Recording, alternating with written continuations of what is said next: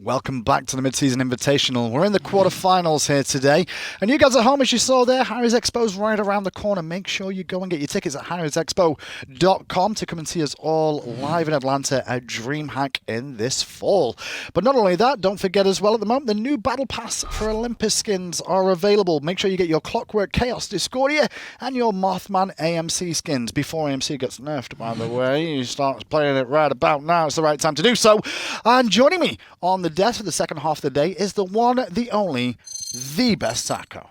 How's it going? Not bad. How are you feeling today? I'm feeling great. All right, nice. The day's going well, you know. I don't think anyone saw any of what's happened so far. No, the script is. I honestly have to commend you for the script today because really? I was not expecting the set one to actually. I thought you were joking when you mentioned it yesterday in the meeting. Sometimes I'll write a script and I'm on paper. I'm like, do you reckon this is a bit far fetched? You know, is this even possible? And I think a lot of people yesterday were like, I don't see it really. Yeah, but anything's possible when you have a collegiate champion on your team. And Armada, they've got Meerkat. And he's still undefeated so far this tournament, technically. I mean, sure, yesterday it was only for seeding, so it doesn't really matter. On to the afternoon's games, though, and it's the second half of the quarterfinal matchups to play. We're going to get to see Dignitas up against the other minor league team that advanced to the quarterfinals here in Simplicity. And that man on your screen, maniaKK, has been around a long time, Taco. He had a good performance yesterday, did the young Portuguese lad. He also had a great performance in Season 5 SPL, which, by the way, maniaKK is fairly familiar with the guys from Dignitas. I mean, considering he had to play against them for the vast majority of the year over there in Europe, too. Some of the European players as well, if you think back, some of them, there's not a whole lot that come all the way back to Season 1, but maniaKK was there back in the Season 1 days, playing on the SK rosters, and now he finds himself on this Simplicity team in the minor league. Wasn't picked up for the Pro League play this year, but he's still doing good things in the solo lane. Well, mostly by choice from maniaKK's side of things. He made it very clear from the start that he wasn't really interested in trying to do the whole move, but maybe his mind will change now with MSI, and some of the success that Simplicity's already had so far has definitely come off of maniaKK's hard work. He's been a very flexible member for the team, and more importantly, I think we've seen a lot more aggression from maniaKK this tournament so far. And that's one thing I was going to ask you about, is regarding maniaKK's aggression here. He's going to be against Variety in the solo lane. Is his job this game, you feel, for Simplicity to find a win to neutralize Variety or play his own style? He should play to his own strengths always, but if he can find an opportunity to put Variety behind, or better still, just keep him locked to that T1 tower, Dignitas really likes to play out of that solo lane. You'll oftentimes see QvoFred even usually staying local to that area because he oftentimes looks for early gank opportunities to just try and put Variety as far ahead as possible. And Simplicity, they have to be expecting that Dignitas is still probably going to be edging towards solo lane aggression. I will say as well, I think a lot of the players today, the SPL team specifically, after seeing Rival get defeated earlier on, they may step up their game a little bit more so now. It's hard to call, though, because, I mean, in these best-of-3 series, any sort of mini-meta can develop. We saw earlier with Armada, a lot of their success against Rival came solely from that early to mid-game pressure factor, and Simplicity could be looking to do the same strat. Well, Simplicity is standing by for an interview now. Let's see how they're feeling going into this matchup against Dignitas. Thank you, Hindu. I'm here with Genetics, a support player from Simplicity. After seeing that Armada set taken on Rival, are you confident in your own abilities? I mean, we wanted to face Dig over Rival, so I guess it's a confidence boost, but it seems like it's a bit more pressure now because it feels like if they can do it, then why can't we? Especially after you guys beat them. But what is it about Team Dignitas that they bring to the table that you've prepared for today? I think the thing about Dig is they're insane at team fights. I think that's something that is going to be kind of hard for us to deal with, but we're ready to kind of go there and take it on with them head to head. Well, the #1 SML team now against the #2 SPL team. That means obviously we're going to be seeing Armada versus Simplicity in the finals, right? Yeah, so we can tour them again. Well, best of luck in your set today up against Team Dignitas. Genetics, thank you for your time. Back to you at the desk. Well, it looks like Genetics hasn't planned for the finals there, as he's not been told it's a best-of-5 for the finals at least for this tournament too. So a 2-0 might not be good enough to find the victory over Armada if we get that far along. He's just saying that they're going to start off the first 2 games as a win. Ah, look at you saving them. That's a caster for you. That's what we do. We save these players when they make silly mistakes all the time. And talking about interesting players, Genetics there talking about how good Dignitas is in the team fights. around the game. Does Simplicity try to maybe not go for team fights then, try and spread the map a little bit more here? Simplicity could look for spreading the map, but at the same time, Simplicity's strengths also tend to lie in their team fight capability. I think the genetics usually one of the central pieces for generating a lot of those team fight successes for Simplicity, and it's going to be, I think, a lot of pressure on Trixtank's shoulders as well, because these two feel very even mindset.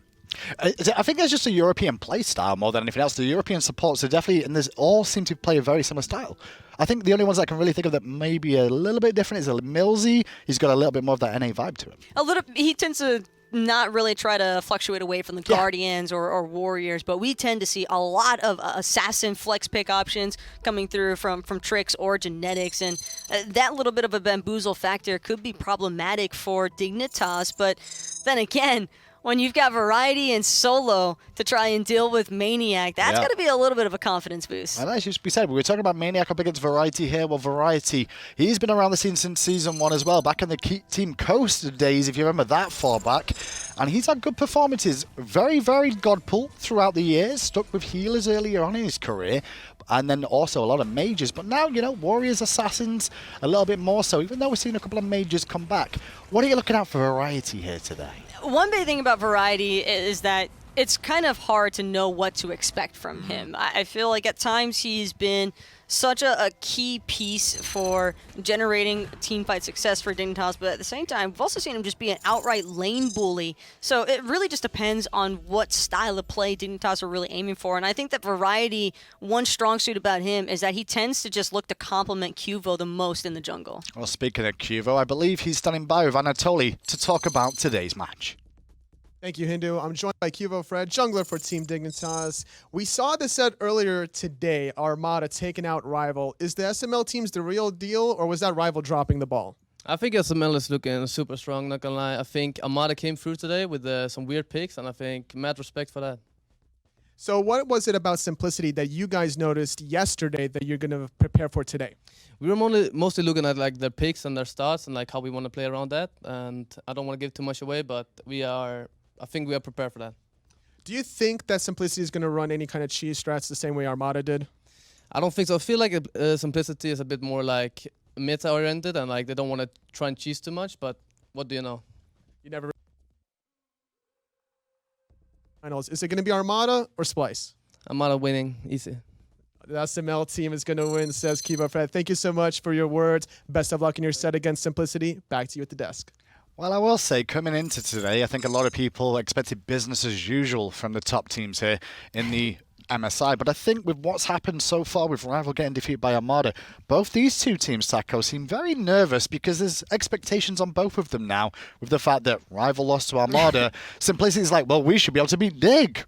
But then Dig's also like, well, we can't lose because otherwise we look just as bad as Rival. Aurora said it best, man, in that post-game interview. No team here is unbeatable. And, well, that's not Aurora's exact quote. I fixed it for him, but you know what I'm saying. Yeah, you know what he meant. You know what he meant. We know what he meant too, you know. And Genetics and the boys here on the side of Simplicity, a big, tall task for them. I think there is definitely nerves for them there. I don't think they came in with any worries at the start of the day, but I think Armada has definitely caused a bit of a pickle situation for all these teams where they're like, well, we're expected to win now. Oh, Simplicity in general. I mean, even yesterday, Deathpanter in that post-game interview from the Armada win, they definitely looked a little bit gassed. It was a pretty long day for Simplicity going through the bracket to try and make it this far even, and they wanted to play against Dignitas. So I have to imagine that a lot of their prep that took place was specified around Dig, and now this is the matchup that they're in. We always talk about tournament formats as well, and funny enough, the fact that minor league teams got to play yesterday, sure, they've had to play more, but they've also got to warm up more and be ready for this tournament. Armada may have had a bit of an advantage against Rival because of that in that set today, and maybe, just maybe, StreakUp and these boys on Simplicity might have the same advantage against Dignitas. StreakUp has been an unsung hero for this team. He has had some really incredible set performances so far here at MSI, and if he's able to continue the level of pressure that he was able to accomplish in those duo lanes all throughout the previous sets for Simplicity, then I think he might be looking strong up here today. But it's not going to be an easy task. Dignitas' duo lane is certainly not one that you can expect any sort of guarantees from. It's not really a dual lane these days in the pro level of play. Anyway, but let's get into picks and bans there. Hawk on your screen, having a quick check of his phone to make sure he didn't get any DMs from Armada about good strategies to go into against these SPL teams here. The ban situation, the meta for this LAN so far, Taco, are you surprised by any of the picks that we've seen? Aside from set ADC, not really. But I think that it's not really the god choices, but I tend to look mostly towards the players that are selecting those god choices. And so far, I think we're pretty on par. The guys who'd like to stray into the unconventional are going to stray into the unconventional. That's like Snoopy's bread and butter when it comes to duo. Do I expect Simplicity or StreakUp or Dignitas to try and do anything too crazy like the set ADC? Probably not, but I wouldn't put it past StreakUp to maybe whip something out that's unusual. Well, it's all to do with game one, first of all, just to see how these two teams play out. They might just play conventional for the most part, and the current ban situation kind of dictates that here. Merlin is going to be through the ban phase. He's not always been selected in this tournament, but he is going to be the first pick for Simplicity here. A nice, safe mid laner for the most part. Somewhat safe, can be falsely safe, and Agreed. Depends on what you're up against. And for Dignitas, the moment that they see Merlin, I would have to picture that their focus is going to be around heavy crowd control. A lot of good options still on the board as well. King Arthur is one that Variety can maybe look towards, but Jing Wei seems to be more of a priority here for Dignitas, probably just heavy value into the survivability of this god. Definitely will make Ataraxia nice and safe in that dual lane, whatever he's up against if he does get pressured there. The Erlang Shen, something that we've seen the rise of this year for sure, in both the support and the jungle position here. And we were mentioning about Merlin can be a little bit, feels a bit too safe, and Erlang is one that can abuse that. It depends, though. I think that while Erlang can pressure out Merlin, Erlang can also get completely obliterated by Merlin as well from his quick shred damage, and especially in that fire stance. But I'm looking at the fact that Dig already has 2 knockups in play, like probably the best form of CC that you could ask for, and Jing Wei and Erlang being the providers of that leads me to want to assume that Dig are going to go for a mid lane pick here. I feel like they're kind of forced into it now to get an ideal selection choice for Hurriwind, but they might be holding on to it because Aphrodite and Hell are both gods that I think Dignitas really likes dealing with because healer compositions are just so tough to tackle. Well, especially in Aphrodite with an Erlang Shen could be useful, but Zhong is going to be locked in here from Dignitas in response to Simplicity, picking up the Naja and Jormungandr. Jormungandr definitely seen more in the solo lane, and Zhong has been a god that's risen to kind of match and, well, not necessarily deal with Jorm, but to survive the laning phase and come out in a decent position. Also just has so much influence in the team fights as far as positioning is concerned. Showing a Zhong presence around a Gold Fury pit or a Fire Giant pit, it's going to prompt Simplicity to try and play a little bit more spread apart. You don't want all 5 members to get hit by the same Zhong ultimate, and at the same time, that's exactly the kind of environment that an Erlang Shen would be looking to thrive in, something that'll force Simplicity to expose their own backline. Dignitas trying to ban away some of Faeles' gods in the jungle here, Ratatoska and Batz. And funny enough, Batz we haven't seen too much of so far today. Are you surprised by that? A little bit, but at the same time, no, because Batz doesn't have a ton of early game pressure, and early game dominance has been the reoccurring theme for the 2 sets that have taken place so far. Dignitas, however, this could be where the switch-up takes place. They're not a team that likes to close the games out early. They usually look to punish teams for their own mistakes, so I could definitely see this one going a little bit longer. Well, Simplicity seem to have done some homework going into this Dignitas set here. They've banned away the Aphrodite in the counter-ban phase here. Just because of, like you said, the Erlang Shen attachment of an Aphrodite link can cause a lot of problems. Maybe a Fafnir ban could be warranted for Simplicity. And that's going to be it, exactly. Dignitas, well, the reason why is because Erlang Shen and Jing Wei, they've got all the attack speed already, and Fafnir, Coerce, Dignitas would have just had too much control around objective play if Fafnir had been let through. Dignitas then get the next pick here. Would you like them to look for their mid laner if it's not going to be the Zhong or would you rather see them look for, well, give away the Guardian support jungle situation? Well, Zhong is kind of ambiguous. But just a little, right? But not by much. Variety has played it so much in throughout Season 6 that Simplicity can probably softly assume that the Zhong is probably intended for variety, and if that's the case, then maybe Dignitas should just look to prioritize Trix's god choice, because leaving Hurriwind, at least if Hurriwind gets the 5th pick selection, he's guaranteed a pick that he's going to feel a little bit more comfortable on, because you'll be able to determine everything that Simplicity have by the next round. I'm just trying to think of what Hurriwind may look as an option for here this game as well. I know Zukobi's banned away, so we won't see that it potentially be picked up in the mid lane. Is a Hunter on the cards for him with the Jing locked in already and a Zhong? A Hunter isn't impossible. The Soul could definitely be a good pseudo-Hunter option and still provide some of that magical damage. Plus, with the Zhong being on the board already for Dignitas, have to imagine that a Pythagorum's piece is going to be a priority rush item as well. So having a Mage Hunter wouldn't be a bad take for Dignitas. It's funny because when I think of Hurriwind, the one god that comes to my head that he could always have in his back pocket is a Giannis. I mean, Giannis isn't going to be terrible in this composition for at least the mobility factor he's going to bring to the likes of a Zhong and an Erlang Shen. Giannis would also be great for just creating distance from the Neja and Jormungandr if he wants some escape potential. But I love this Bacchus pickup choice here for Trixtank on Dignitas.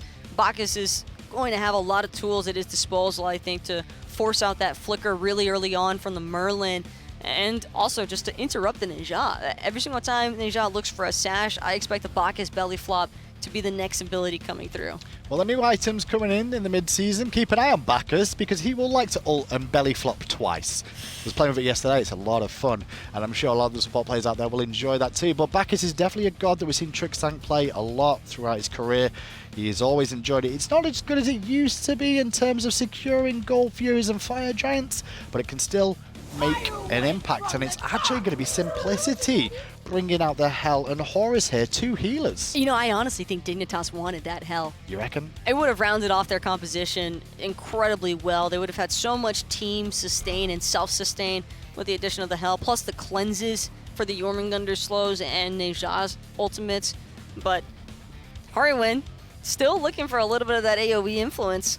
Hovering this Alpoash, and Alpoash is deadly for this Hell. Oh yeah, it's deadly for healers in general, isn't it, for the most part?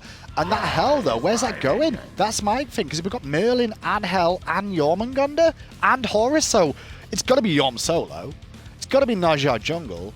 But then who's in the duo lane? And who is it going to be, you know, the Merlin duo? Is it Merlin Hell? ADC, Hell support, Jormungandr on the solo Horus. Mid? Nah, it's okay. That's a little bit too far-fetched. But I do think Merlin, if I had to pick a magical god for Hunter here, it would definitely be the Merlin. So that would leave Hell in the mid lane, Horus support, Jormungandr solo, and Neja jungle. Interestingly enough, because Simplicity here as well, take into account they were against Jing in that dual lane. Jing pretty low pressure in the early game as well. So whichever mage they do put there, it should be okay for the most part. I wouldn't actually mind maybe seeing the Hell in the dual lane, just because it doesn't have to deal with the Alpoash that's going to have the issues against healers.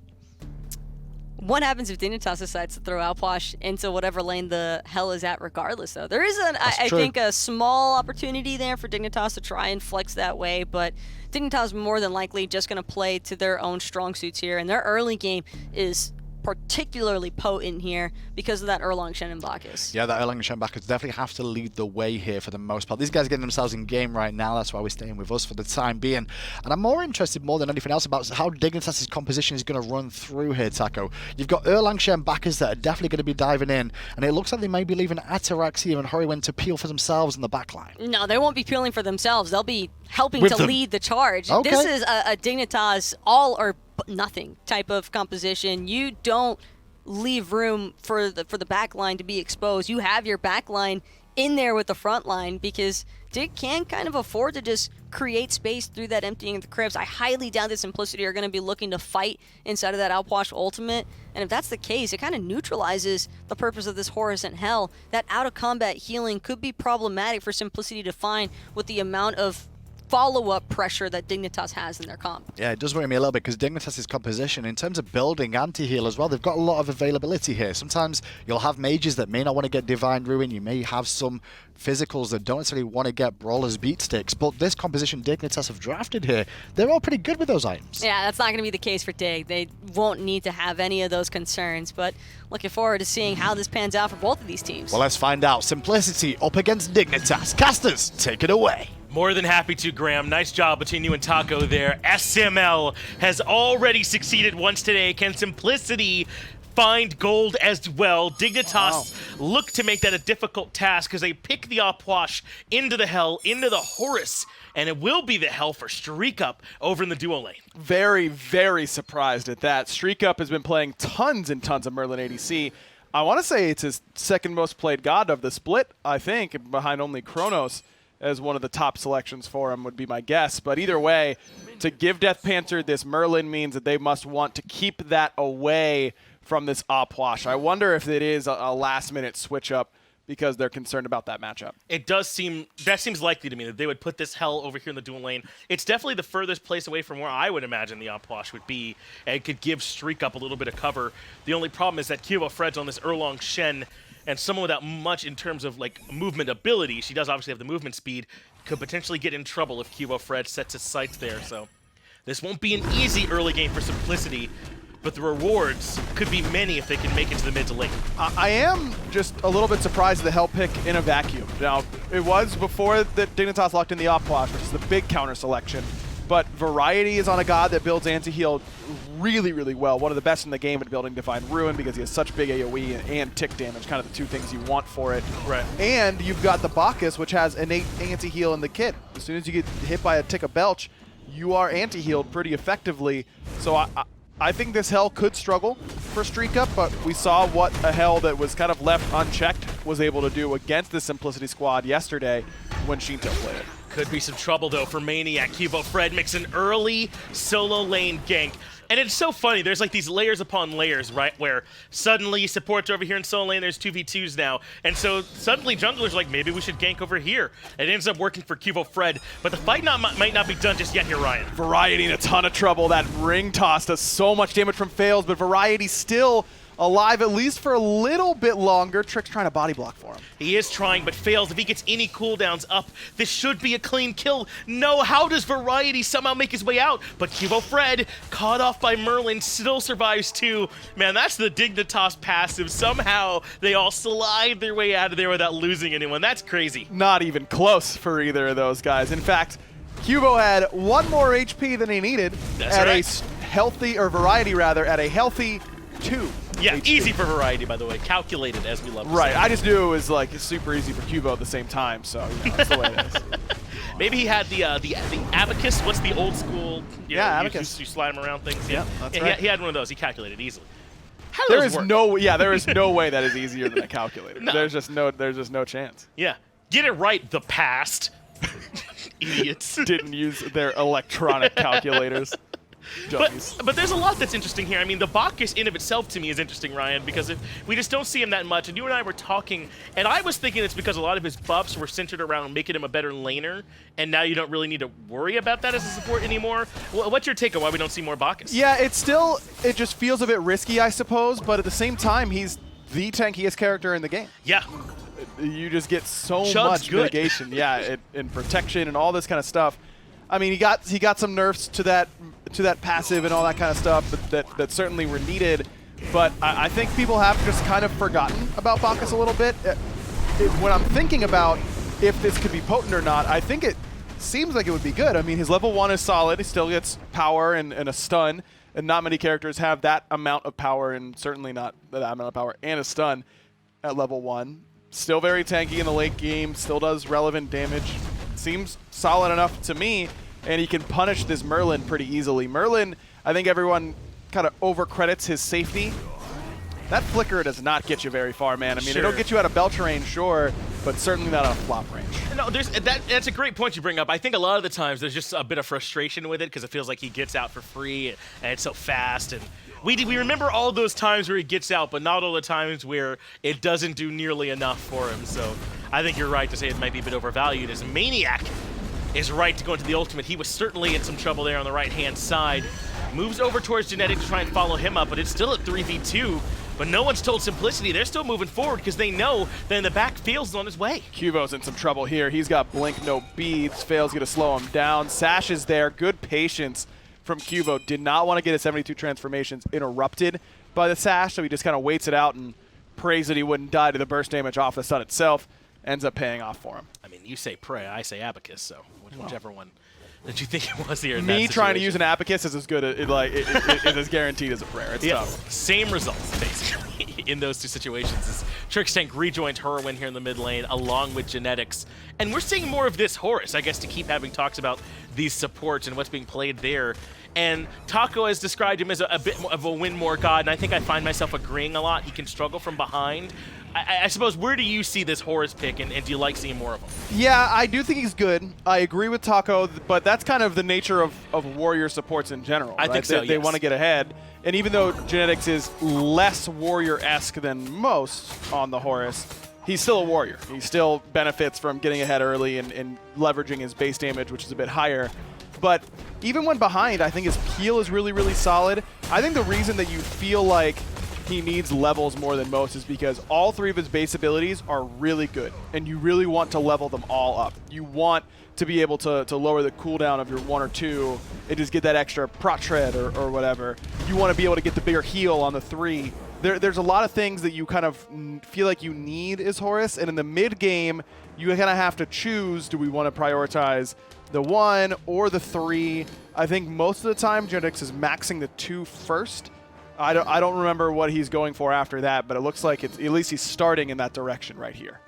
And it does still feel like we haven't had that big moment with his ultimate, right? Where you go, okay, I see it. That's how we're using it now. Right. I still do feel like there's a lot more to be determined about what's the best case for that. So in a world where I think your ultimate is, I mean, to be honest, underwhelming, then being ahead helps so much more because, like you said, you can kind of put points to those other abilities and get more value out of your levels and that sort of thing. So it does feel a bit multifaceted, and it kind of can hurt the Horus a little bit. But when you're out in front, he feels real good. He really does. He feels like he's doing so much damage still, but his lockdown is obviously absurd. I mean, there's no doubt about that. No one's questioning whether or not he's good at killing people. Genetics in a bit of trouble. The ultimate from Hurriwind has killed been himself. committed, and Genetics ends up falling anyway.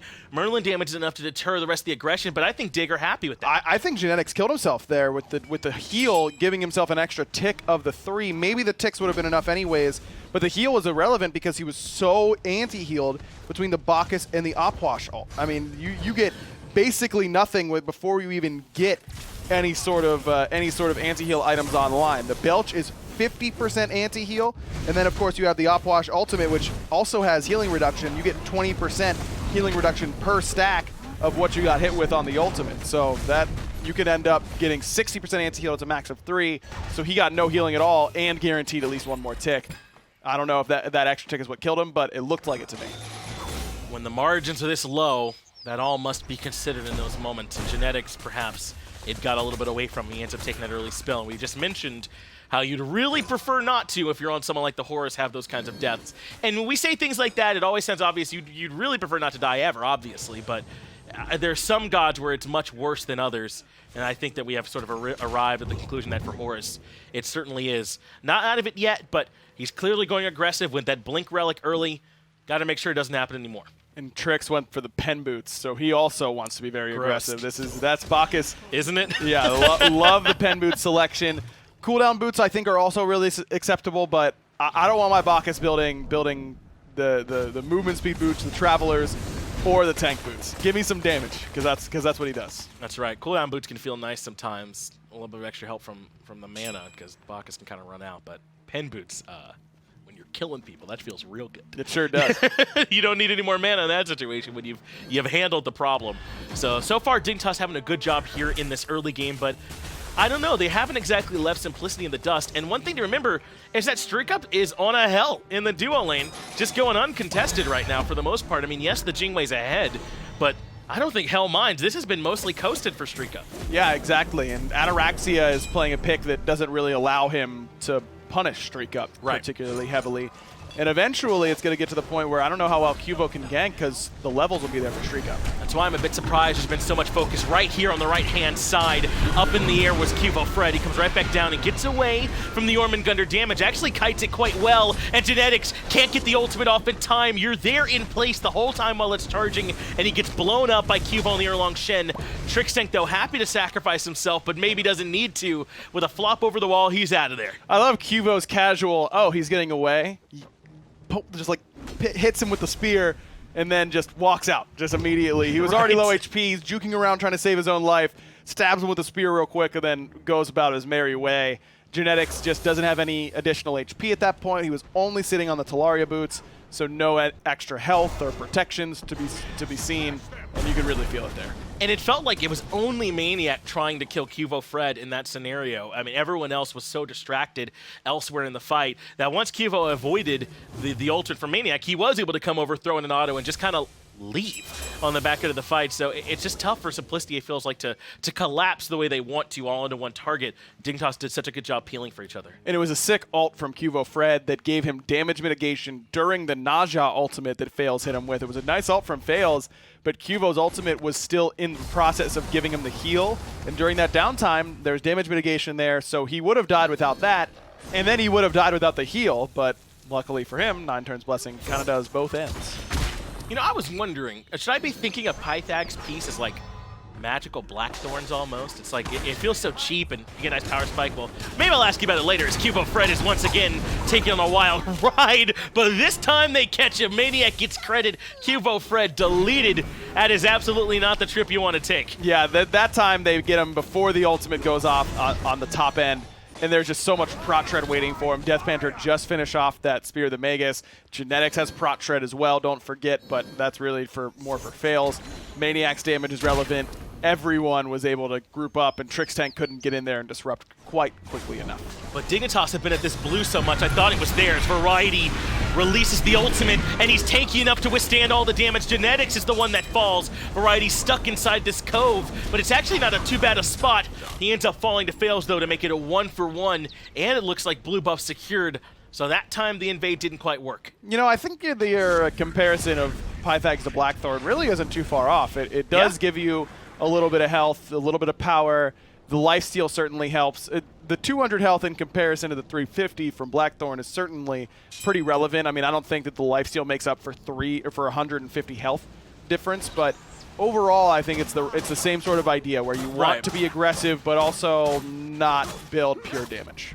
It's just a cost-effective item that does give you some extra health, but you don't have to lose out entirely on some power. So I do think, like you said, they kind of fill that same niche, even though Blackthorn's real good, so it's kind of hard to be quite at that level of value. But I think that's why when you see Pythags in solo lane builds and in like mage ADC builds, don't think of it as too weird. It's the same way some hunters, you know, don't feel too bad building Blackthorns and also warriors. Man, Genetics has really taken the bait a couple of times on these fights. It's felt like that blue buff fight.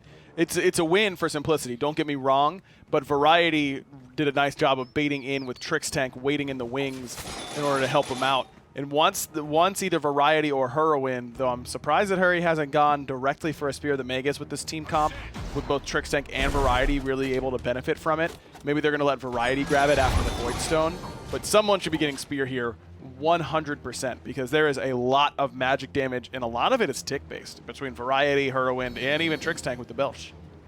But they went to this anti-heal early and quick, didn't they? I mean, it's kind of interesting that they prioritized it so often and have spent no focus on StreakUp whatsoever. It's certainly still good. Faeles, his self-healing is really strong. Horus, obviously, for Genetics, has plenty of healing, so you definitely still want it. It's just kind of interesting that they like so much heavily committed into building it and then left him to his own devices. It's better to get it early and then just kind of have it sitting in the bank waiting for when you need it, because as soon as you needed anti-heal in a fight, you probably lost the game. So you need to have it preemptively, and I think it's the right idea. Sure. Hurry's going to go for Shaman's Ring here to give himself some extra movement speed. Also synergizes very well with, again, Opwash's dot-based kit. So I imagine it may be a Spear of the Magus either after the Shaman's Ring or, like I said, for Variety after the Void Stone. We've seen a lot of fighting over this blue buff on the solo side, but still not much attention towards these objectives. And that makes some sense. Dignitas is the kind of team that doesn't mind waiting till late and then playing around FG. That's kind of how this team likes to win their games. So they'll do this kind of thing. They'll try and build these leads up here in the early game, but they're also not too bummed if things are still relatively close at like 30. They trust that they can team fight better than you. The problem is there's a Hell on the other side, and that's true. Pretty difficult. Late game Merlin also very, very strong. But I don't disagree with Dignitas' assessment that if we take this late, we are favored. And I don't say that very often up against Hell comps, but there is so much guaranteed anti-heal on Dignitas' side, even before itemization. Then there's a Pestilence and a Divine Ruin already there for Dignitas. and their kits added in. I mean, Trixtank with the Pestilence is adding in just by hitting you with, again, one tick of Belch. It used to be you had to get the stun. Not the case any longer. He's, what, 70%, 75% anti-healing you? So he doesn't even need that much help from Hurry. That's true. And for what it's worth, Pestilence is just a pretty good magic defense item, it feels like. A lot of anti-heal items can feel like they come at a cost, like Divine Ruin, you'd rather just about any other pin option and so on. But Pestilence is like, it just feels good, doesn't it? It's like just 80 magical prots by itself. You're like, yeah, I don't mind building this. So Trixtank still be plenty tanky as you have a fight here by the Oracle's Rhine. Ataraxia has been locked down, is able to agility away, and there just wasn't enough damage from Faeles. Ataraxia makes it out, and Dignitas keep him alive. Man, that was close, though, and the fact that he has to immediately back it up is a bit concerning for Dignitas, but even with the healing here for Simplicity and maniaKK making the rotation over, Variety already hanging out is a problem. Well, let's give it a go here on the Horus Ultimate. Even Jormungandr can come along for the ride, and it's QvoFred who's the target. Say hello, it's a special delivery, and QvoFred can't pay. Now that's the Horus Ultimate shenanigans that I've been wanting to see. I love that option, and a beautiful ultimate from Faeles as well. Ataraxia up in the sky, not by his own volition. This time, Variety has decided to bring some ghosts to the party, but he's getting locked down either way. maniaKK can chase underneath the tower. I'm not sure if this is quite enough to kill, so Variety should be okay, but will Simplicity continue to push here or maybe fall back? I think they have to fall back at least until the Gold Fury, over to the Gold Fury, I should say, and just use their sustain to get back and healthy. Variety doesn't have his teleport, so he's got to kind of hold this HP poke that he took. Well, it's time for the Gold Fury to get started, and you can't stop out of combat healing. So Simplicity are top back up, but they knew where Hurriwind was. This was read like a book, and he ends up getting deleted. StreakUp claims credit. maniaKK in trouble. Variety gets him, so it is 1-for-1, but the team with the healers and still ready to rock is clearly Simplicity. Good sash in from Faeles, but QvoFred is back. Whoa. What was that damage? Was that Goodness. StreakUp? Yeah, QvoFred removed. See you later, buddy. That's a respawn timer for you. Trixtank also in some trouble. Still has flop to get out of there. Merlin damage not going to be enough. But again, Pestilence, Divine Ruin, Opwash, none of that stops what's happening right now, where Hell keeps the team topped off and then go right back to the Gold Fury. Ataraxia might want to try and stop this, but I just don't think he can. Simplicity have brought this game much closer back to parity. Man, beautiful fight from them. This is what the healer comp is designed to do. Group up and fight, group up and fight, group up and fight. You just have to have these kind of cascading fights, and that's exactly what happens there for Simplicity. But I love the use of the Horus Ultimate right off the bat, catch QvoFred off guard. Poor Fred died twice in that fight and got to hit nobody both times. I mean, that hell damage was just absurd. You got the prot shred coming from Panther. I think Qvo's probably going to need some sort of magic defense if he wants to stay up in this game, but it looks like he's going to start building towards a winged blade, and Doug's on it, because I was going to talk about this right afterwards. I've been wanting, but there's just so much fighting, yeah. Malice, the selection for Ataraxia. Leave it to Nate to pick a weird item that no one builds and build it third item in a LAN game, because that's kind of his MO. It is Vintage Nate, yeah. But it's not bad here, I don't think, on Jing Wei. Jing Wei is the most guaranteed character you're going to be getting crits on because of explosive bolts. So you build this one item. Maybe he'll go into more crit later on. I'd like to see it for sure. This lets him dash in, crit, dash in, or dash out. It's time for Horus to pick a target, and it's Hurriwind, but he managed to get away far enough from the ultimate that they'll switch over to Trixtank instead, who does get the Intoxicate off. That sets up for Qvo to kill Deathpanter, but Trixtank's gonna need some help. This maniaKK damage might be a little bit too much for him. He avoids it for now, and QvoFred keeps everyone else zoned out. That's enough for Trixtank to live, and a nice little fight there for Dig, started by Simplicity. Now maniaKK is just dead to rights. No way he gets out of that. That's a little bit of an overcommit from him. And that's where the Horus Ultimate can be the double-edged sword. Brings Deathpanter into a bad spot right away. Don't know if he didn't have his relics up after that last Gold Fury fight. Can't recall if he needed them in that one. But I know he's got them right now. Either it feels bad because he died with them, or it feels bad because they were just about to come up. It's just so difficult to get the right Horus ult in, as Genetics does get away from the pressure. I'll have to complain about how difficult it is to Horus ult later, as Fire Giant's been started now by Team Dignitas. And this feels a bit risky here, aggro, but they feel like they can go for this, and it's not a bait. They're all in committed. The flop now used from Trixtank as well. Dig, secure the objective. In comes Horus, though. They want to try and claim some lives on the back end of a big objective call. Variety trying to get some healing off, but just can't. Fails. Does have a couple dots ticking down on him, and StreakUp goes down quickly. Hurriwind gets genetics, but look at Deathpanter looping around on the back end of the fight. He comes in with the ultimate, gets in some AoE damage, avoids the knockup, but Hurriwind still standing. Deathpanter is sit down. Dignitas get the FG and win the fight 3-for-1. Man, Hurry really thanking that little bit of healing that he got from those corpses right before Deathpanter got in there. Doesn't use the Aegis that time. I don't know if it would have saved him anyways. His cooldowns were all down from that point, but great body blocks from Trixtank to help out his mid laner, and a good Aegis from Hurriwind as well, because it immuned the damage of the Elemental Mastery. Just that tick damage coming out of Fire Stance would have been enough to kill him, but ended up timing that Aegis perfectly. This is what I mean, though, when I was saying the Dignitas passive earlier on. And obviously, you know, there's no real passive. What I'm really meaning is that this is a team that's very good at communicating in these moments, that has the trust to make a call that might look 50-50, but push it to 60-40 in their team's favor. And they're able to sort of juggle that aggro so well. Hurriwind knew he had some backup coming when Deathpanter showed up and continued to keep fighting right through it. It ends up working for them. Now, all of a sudden, they got FG on everyone but Variety, and they're up 6k gold, and things get a lot worse. Look at all these towers there still are for them to go collect. Yeah, tons of gold waiting for them on the map. That was kind of deemed by Dignitas as an acceptable risk, because that isn't one of those fights where we're on the Fire Giant, and if we lose it, but we win the fight anyways afterwards. Dignitas would have gotten crushed had they lost that Fire Giant. Hurriwind doesn't live because he doesn't have that tiny bit of sustain, and Deathpanter would have had Fire Giant, and that little bit of extra damage would have been enough to get the kill, and all of a sudden Simplicity's right back in it. That was a calculated risk by Dignitas, and it paid off. They're the kind of team willing to make those calls. And I love that they're switching it up, because that's counter to the identity I said for them earlier, where they feel confident in their late game fights. That was 18 minutes in. Variety, though, is in a bit of trouble, but remember, he's a tanky Zhong. It's not easy to all in him, though. Baiting that ultimate out feels pretty good. Absolutely. That's been a big team fight ultimate. He's top of the player damage charts right now, and with Gem of Isolation, it just made it even harder to run away from him in those situations. So I like that bait in by Simplicity. Genetics had a really nice blink. Tier 2 over in left, not looking to actually push that one up instead. Trixtank has Genetics zoned out. Tier 2 in mid looks like the actual call from the team. But all of Simplicity are here. And we talk about this call all the time. I feel like you and I in particular. When do you defend the Tier 2s up against the Fire Giant team? And this feels like one of those times where it's an okay call. Yeah, you're not down by an insurmountable amount, but it is a little bit risky. Less so now. StreakUp's beads just came up. His Aegis is soon to follow. Genetics is the only one without a relic pretty soon, though maniaKK just teleported in to that left-hand side. It's really that you don't want to give a 10k plus lead to Dignitas, but you have to give a Primal Fury. You just can't match their pace to get back there. And they're going to get gold in this situation basically no matter what.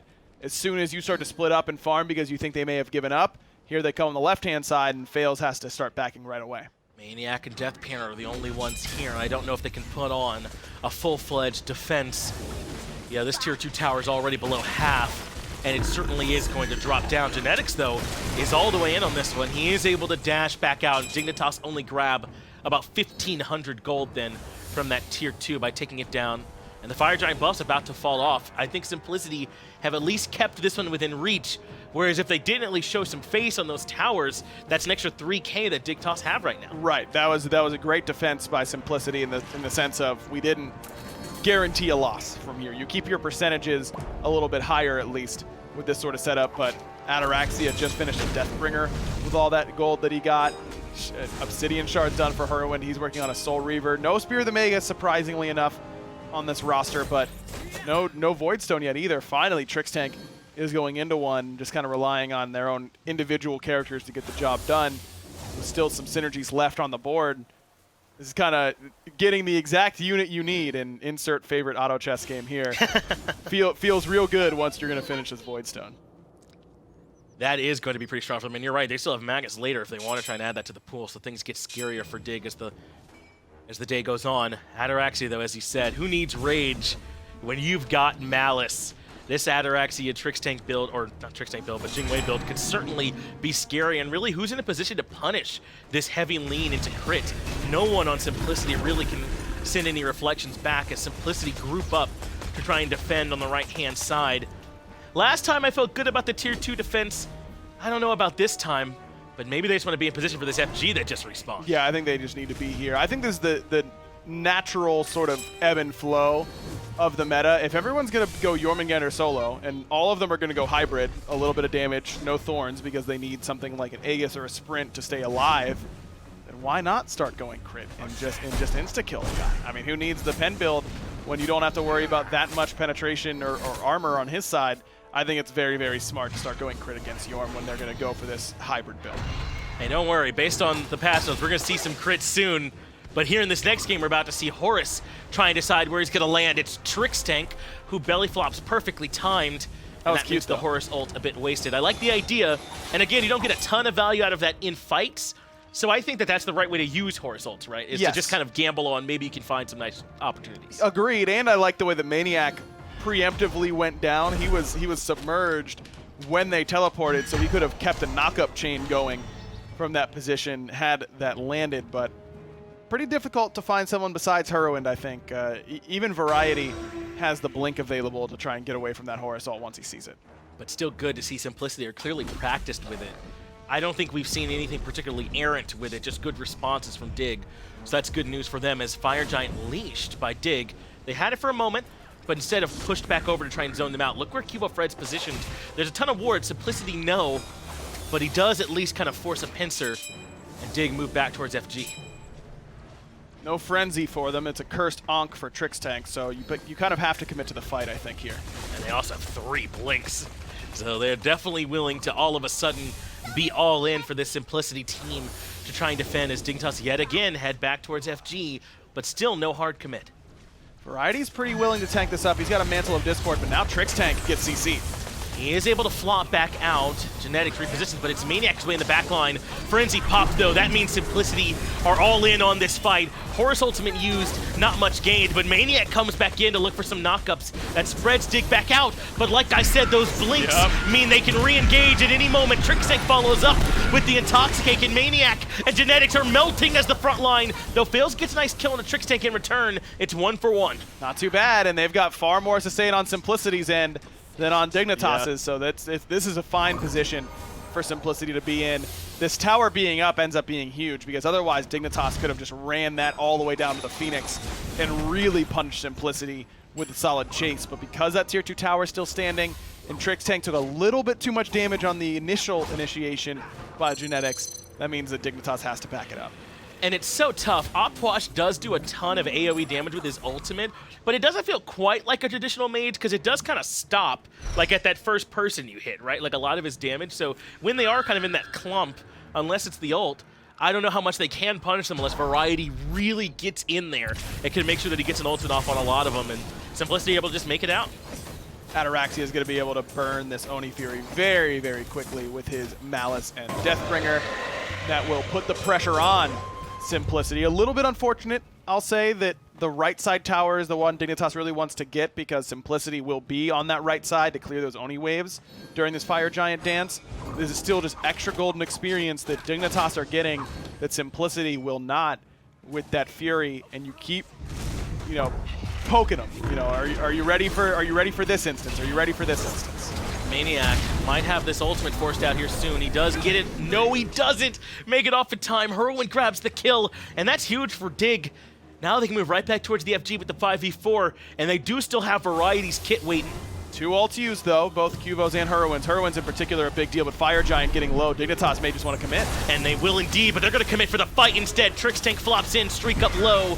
In comes Genetics for the heals, but someone's got to make sure this hell lives because they're all in committing. QvoFred gets the credit. Genetics can't get the ult off in time, and Ataraxia claims one more. That makes it a 3 for 0. And how about an FG2? Yeah, we'll take one of those. Thank you very much. maniaKK just gets picked by being too far forward, and that's kind of the Achilles heel of Jormungandr. It's really, really easy to kill him. He's just so big. The model's massive. You really can't miss. Even Hurriwind's damage is really easily confirmable. It costs Hurriwind his ult, sure, but to force Simplicity to really have no effective backline dive available to you. Faeles has not been able to get on top of Ataraxia or Hurriwind basically all game long. Dignitas grabbed this right side Phoenix very easily. Simplicity just really couldn't get in a position to defend, and even if they were there, there's only 3. So that's all part of that one big fight. The 3 kills, the FG, and that right side Phoenix. They can backspin gold and basically still have a full fire giant with which to push. And they've already got fire minions. Probably won't be there quite in time, but they've already opened up that right side lane to make the job that much easier for them on these other 2 sides. Man, it's going to be tough from this point from Simplicity because they just have been on the back foot basically since that Gold Fury fight that Dignitas was able to win. Maybe you try and, I don't know, I think Dignitas honestly just itemized too well and drafted too well. It's not even the itemization, because anybody can build Pestilence, Divine Ruin. Literally anybody can build those 2 items. But it's the fact that you have so much innate anti-heal in the kit, you're not 50% anti-healing them anymore. You're not 25% anti-healing them with Pestilence. Trixtank is 75% anti-healing you with the Pestilence and the Belch. Hurriwind is 100% anti-healing you with his ultimate and his Divine Ruin. And they're spread out. They aren't hitting the same targets all the time. It's a tough spot to be in. It's definitely the difference between picking Hell 9th and picking Hell 10th, right? There is still that last slot for them to flex into the op Puch. And then obviously the foresight of the Bacchus early on in the draft to make sure that he's here to help them out as well. So like you said, Dignitas, I think having a good read on those picks and bans, and we're seeing the fruits of those efforts now. The minions, the firemen I mentioned, are absolutely pushed up here now in right side. But what about the mid lane? There's 3 there and 2 split off on the other side of the map. Variety just kind of lurking for the blink right now. Quvo has to be careful though. He lost his beads and his ultimate to just 1 sash from Faeles on that right-hand side. He's a bit vulnerable right now. And in goes Trixtank yet again. Intoxicate comes in and lands onto 2. maniaKK, though, keeps everyone else zoned out on the backside of the fight. Sick. Ataraxia, though, blows up maniaKK. He has been absolutely taken out of the equation. QvoFred might not be able to rejoin his friends. A nice sash. Mantilla Discord, though, remains a great item as Hurriwind is able to get genetics. Finally, they take down Quvo. Great peel for Deathpanter to keep him alive. He needed every bit of it, but it still isn't enough to save the Phoenix. They got the mid-Phoenix, and they want to reinitiate. Trixtank jumps back in, immediately ends up falling. Faeles gets Ataraxia too, so 3 members of Dignitas are down, but someone tell that to Variety. My man's walking forward, completing the double kill, and I think, yeah, with minions, he can actually end this one. Faeles is nowhere nearby. Dignitas have a chance to close this game out. There's only 3 here, though, and Variety doesn't have a ton of damage, but he's whittling away. He's getting there. Faeles does eventually fall, and I think Variety's got it. Indeed he does. Dignitas able to close out game 1 with just a really, really well-played draft. I think so too, man. Just like you said, they kind of had their number with the way those picks and bans went, but then execution in game was really strong as well. And Trixtank, for my money, just continues to impress. I don't know how. Every time I see him play, I keep going, wow, am I overlooking this guy somehow still at this point? He's just nuts. Man, I love the blink Bacchus too. It's kind of we don't see it all the time. Why do you need blink? We've got flop. You can go in and do a bunch of damage and then get the knockup as well. But blink intoxicates an insane initiation because it just forces you to use everything to get away from him, because he still has the belch that does damage, a knockup that does a lot of damage. But if you just kind of overcommit with that intoxicate blink, just flop out. I think that he played that siege very, very well in a spot where it could have been difficult with Quvo having no beads and no ultimate. Yeah, and as much as I think that they seemed prepared to play around that Horus, there were some times where maniaKK seemed a bit lost on the Jormungandr. Just a couple, and that's all that it takes for a team like Dignitas, I think, to kind of break through your team and then grab a win like we just saw here. So there is still a little bit, I think, to clean up on that solo side as well. Completely agree, but it is because of the way that Dignitas played it. I mean, Erlang is so good at killing Jormungandr by himself, setting up for his team. And Ataraxia's build was basically designed to kill maniaKK. That's exactly right. So Dignitas grabbed game 1, but SML's hopes aren't over just yet. Let's get it back to the desk and have them break it down. No, they're not just yet, but business is starting to resume once more in the SMITE leagues. Let's put it that way. Dignitas take the win over the boys of Simplicity. But those compositions, Taco, honestly, I feel like Trixtank had such a great performance on that Bacchus. Trixtank was just all over StreakUp, and this Hell being unable to provide any of that sort of team sustain, that was our concern when we initially saw this composition from Dignitas before the match even broke out, and sure enough, it ended up having a big enough impact that genetics, as hard as he might have been trying to keep StreakUp alive, he would not only typically end up being a casualty himself, but it just felt like the peel was impossible to find against Trixtank with Bacchus. Credit where it's due for what Simplicity put together there. I mean, obviously the Naja Horus combo is something that's starting to grow in strength and people start to realize how useful that can be. And Faeles and Genetics got off to a good start in this game alongside Deathpanter. But I think as the game went on, this sustain from hell didn't really make a difference. In the early game, it's just farming up, but when it came to the team fights, it really was Trixtank with a Curse Donk and a Blink causing all the problems for the boys of Simplicity. It also just felt very forced from Simplicity, though, to throw the hell into the ADC or into the Hunter role as opposed to the Merlin. I think that Merlin carry might have actually worked out a little bit better for Simplicity here, but again, that would have introduced the whole new spew of issues of Puch having the direct matchup into the hell in mid lane, and that probably would not have boded so well for Deathpanter there. And all in all, it just seemed as if Dignitas were just all on the same page. They were very clean throughout a lot of those team-fighting engagements. It was one really big concern that Simplicity had. They know that that is Dig's strength, is how they work as a unit, and the way that Dig was able to toggle the aggression and the initiations between Trix and Variety so effortlessly, it seemed. Ataraxia in that game as well, and that Jing Wei picked up Malice very early on. How do you feel about that? You're the Hunter specialist here. What do you think about Malice? It's all fair play right now. Malice can be substituted, but for Jing Wei, it's a little bit more of an exclusion case because Jing Wei has the natural crit kit from explosive bolts, so Malice not necessarily as much of a risk pickup and can get some utility there. Plus, Dignitas was also far enough out in front by that point that Ataraxia probably felt safe picking up the Malice regardless. And with how this game played out as well, when you think about it, I like the idea of going into crit when you're up against healers, because healers are there for re-sustain and re-heal. But if you've got no health because you got crit so heavily, you're not going to get that chance for sustain to come through. Also kept chunking the Merlin. Every single time Deathpanter looked as though he was about to escape from a questionable situation, he was just losing 600, 800 of his HP every single time, and it's just over. Well, let's go into picks and bans and see what happens for game 2. Simplicity with the counter pick option here. They've chosen second pick, I believe, after losing that first game to Dignitas. This is a best of 3 after all, so just keep an eye on how things go through here. AMC will be the first ban, and quickly followed up by Freya. Freya is going to stay there this whole tournament, I feel. Probably.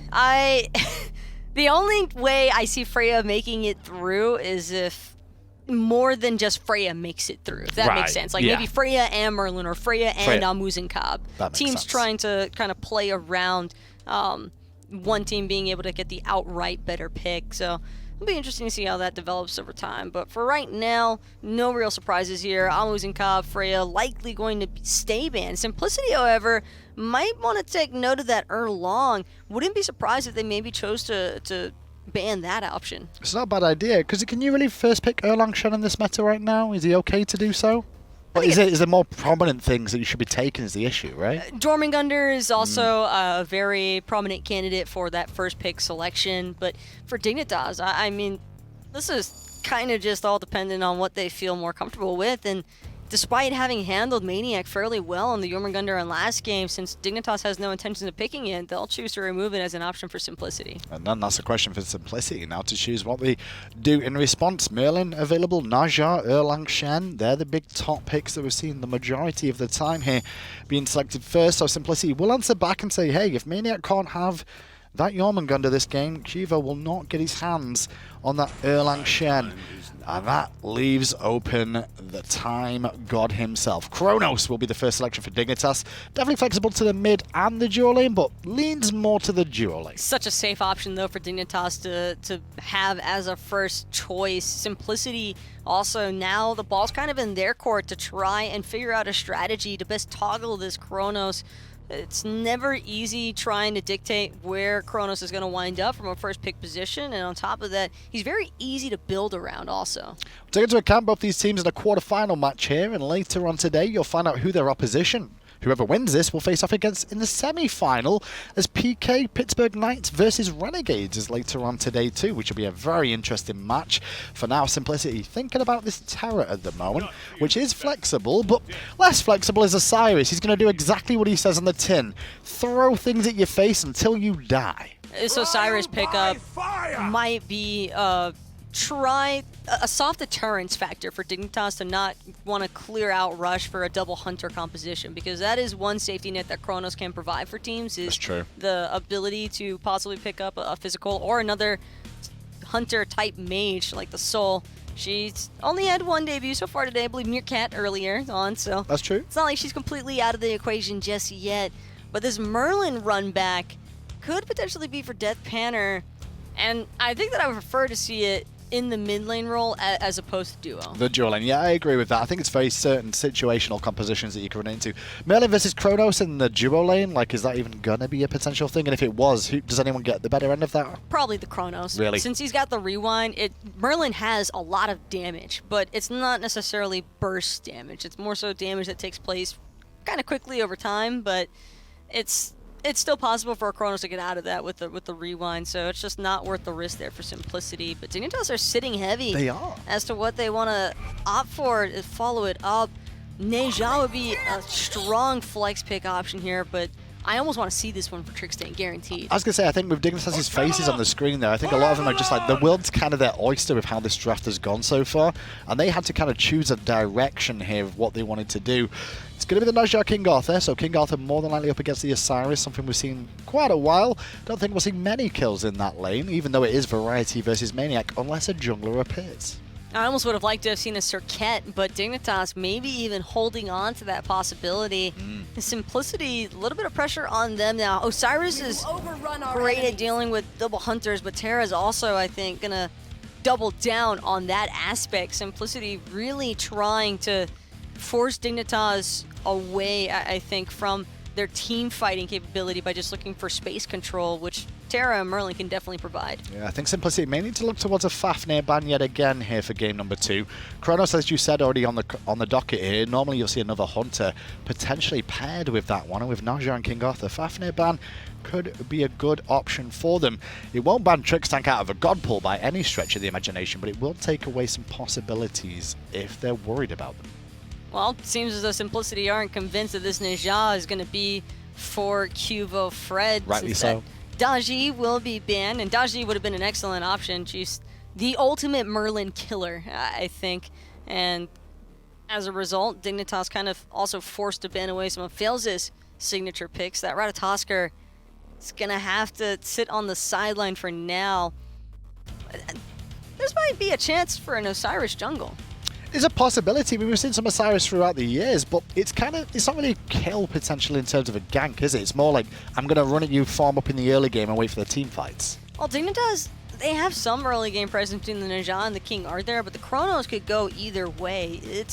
He's fairly prone to getting ganked early on, and a Giannis strip out as well, so Simplicity just trying to keep Dignitas' mobility under check. Seems to be the case, yeah. Dignitas now with another option. Faeles has played a bit of Raven here and again. I'm not sure if Raven really fits into this composition so far, but he still brings a lot to the table that can get into the backline if required, and that's where they'll be trying to get to for now, because the only real focus they've got is this Chronos. Hurriwind still has a pick available, and more than likely here, I'm expecting it's QvoFred unless he does take that Najjar. Simplicity might need some guaranteed burst damage, though, because Merlin alone, I'm not sure, is going to be able to bring enough damage to deal with the Chronos through his ultimate, on top of trying to just chip away at the King Arthur HP. All that sustain could certainly be problematic here. Fafnir also still an open option for Dignitas, as well as the Aphrodite. Lots of options for Dignitas to really consider, but it's Simplicity with the next pick here, and they'll give the game away a little bit more about what their composition is going to be looking to do. From initial impact of Simplicity's comp, obviously they're going to have Osiris and Terra that are going to run at people and try and set up Merlin for damage. But maybe it's going to be this Medusa, which could still, if it is a Medusa, it can flex to the mid lane that as well, Taco, so we could still see the Merlin actually in the dual lane. This should be StreakUp, though, on the Medusa. Yeah. Medusa has a lot of early game potency. She's definitely a hunter that could look to punish Chronos over and over again if she gets a good head start on him in duo. And that could also be, I think, enough to kind of prompt Dignitas to want to buckle down with some hard crowd control of their own. They've got decent setup with Neja and King Arthur, but not the control that they desire. And the control Batz brings with that Fear No Evil can really make an impact here. It's the first time we've really seen Batz so far at MSI in this tournament. But I do like it up against an Osiris and Terra. Both of them very telegraphed in what they're going to try and do in these team fights, and be able to split them apart can cause a lot of problems for the control they'll bring instead. And this is why I'm so surprised that Simplicity opted to ban the Giannis over the Outwash, because if they're intending to have some form of sustained composition as their team fight ability, how are you going to do that through any of Outwash's kit? With even Amaterasu is probably going to struggle here, but curious to see if Simplicity are able to find the picks early on and generate some good momentum in the early to mid game, then that could put a halt, I think, to Dignitas' late game. You know what, Taco? I think you've been reading the script quite a lot here, because Simplicity have just picked up that Amaterasu as last pick, which I think you're on the money. Osiris is in the jungle here, right? It has to be. I think it's Osiris in the jungle. Yeah, okay. So that Osiris jungle this time round, then I'm excited to see how this plays out then for Faeles, because it's a bit of a different matchup going up against the Batz. Obviously, both of them want to hit level 5 first of all before ganking. But Osiris' gank potential is not the same. It's a bit of a stretch, but I definitely think that Simplicity opted for this Osiris because it seemed like such a blatant choice option for maniaKK. It's something that he's definitely run a decent amount of in the past. But Osiris, one thing that Simplicity struggled with in Game 1 was the early game pressure. I think a lot of the laning phases kind of didn't play out the way they wanted it to, because they got some success, but not enough success to really prevent Dignitas from catching up. In Game 2, do you reckon Simplicity make this a 1-for-1, or does Dignitas move on to the semi-finals after this? I think Dignitas might be a little bit too seasoned. Well, let's find out if Dignitas do just that. It's Finch, and it's aggro. They too seasoned, homie. Let's move into game number 2. Dignitas up against Simplicity. And there's clearly some action already. QvoFred in trouble as Simplicity come out of the gates hot. Maybe it was cayenne pepper. Maybe. When you think it's just paprika, but that redness is the hot stuff. That's right. Been there, understandable. But not killing Qvo despite already getting his button, where it isn't a jump, feels a little bit bad. But interested to see the Chop Chop return. The Osiris jungle here for Faeles. He must just be trying to run at Hurriwind. Like, that is the only way I think this pick is going to work out. Yeah, and if they've been paying attention, the warrior you take into the jungle is Guan Yu. Guan Come Yu, on, baby. fellas! You know what you're supposed to play. As Faeles waits around his speed buff. Looks like he's not going to have any backup for it either. Deathpanter's already in middle lane, so he'll be grabbing this one on his own. Meanwhile, everything else looks the way we expect. You know, if you're normal and used to StreakUp playing Merlin in the ADC role, which you should be by now, then yeah, everything looks the way you want it. Yeah, I definitely like Simplicity sticking back to the Merlin, but putting it in the player who's a little bit more comfortable with its hands. Deathpanter didn't have a bad game on it, I would say, but this is StreakUp's premier selection. I really like him on this pick, especially when Ataraxia takes away his other premier selection. Looks like the blue buff invade, though, is still underway. Genetics is indeed able to get there in time, so both now claimed on the side of Simplicity. maniaKK, though, is back his way to try and grab this Totem of Coup. Able to get it, and they're on their way out of there as well. Simplicity do a good job here on the solo lane throughout this early game. Stripping Arthur of his blue in the early game is impactful. I mean, like I said earlier on today, I believe, or maybe it was yesterday, it's all running together already. It's only quarterfinal day. King Arthur, our bodies are slowly dying. Right. That's Well, what life is. That's independent of MSI, I suppose. Right. It's really hard for King Arthur to super bully you pre-5. He needs that sustain. He's okay. Needs that sustain, needs the ultimate as well, I think, to really make you feel the full impact. Not that he's bad pre-5. Certainly against Amaterasu, he's going to have lane pressure. No doubt about that whatsoever. No doubt at all, as Genetics goes with the Blink to get things started as his first Relic selection. And we see it a lot on some of these supports. I feel like we don't always see it on Terras, though, but, I mean, Blink, Earth, and Fury is still pretty darn good, so you won't hear me complaining about that selection. No doubt. Genetics clearly just really likes the Blink. He picks it up on just about everybody we've seen from him so far. And it gets to the point where if this goes to a Game 3, I wonder if Trixtank doesn't just go back to the old meta a little bit and pick up a horrific emblem early on, really punish him for going for this Blink. It's not as punishing as it was when it's a 2v2 and you're guaranteed to get kills, but This means that he's kind of unlikely to end up getting a sprint, right? Because they want a shell. They want a sprint as well. I mean, they kind of need both. But maniaKK might want to get thorns. You're down a team fight relic, basically no matter which way you slice it. Perhaps an opportunity for Trixtank if he feels like that's the route that he wants to go. It seems clear, though, that Hurriwind's route has Puch on it, whether or not there's a really big dedicated hero on the other side like a Hell. Last time we saw him pick it in a very similar spot. It was 10th last time. He picks it in 9th this time. But still, just because of something that he's comfortable playing. It seems to me that Hurriwind picked it here. I think if I were him, the way that I would think of it is, well, they didn't do a very good job of getting on top of me last game at all. You know, they didn't do a good job of keep making me uncomfortable in these team fights. And if I'm going to be allowed to free cast as Puch, I'm down. Sign me up, regardless of if there's a healer or not. So it's up to Simplicity, I think, to really turn that around a little bit. Though Osiris as the jungle solo, rather, is awfully good dive potential. I think Terra can really do it as well. I mean, the anti-heal from Puch is really relevant up against the Terra ultimate. It definitely helps, and I think that is another major reason why we see him go back to the Puch. But I think Simplicity has better tools to really mess with Hurry in these team fights, but they've just got to execute on it. And then I would wager Dignitas have worse tools for Peel this time as well, right? I mean, Naja can do some work and so can Variety, but it's not like having a beefy Guardian in there to kind of watch out for him.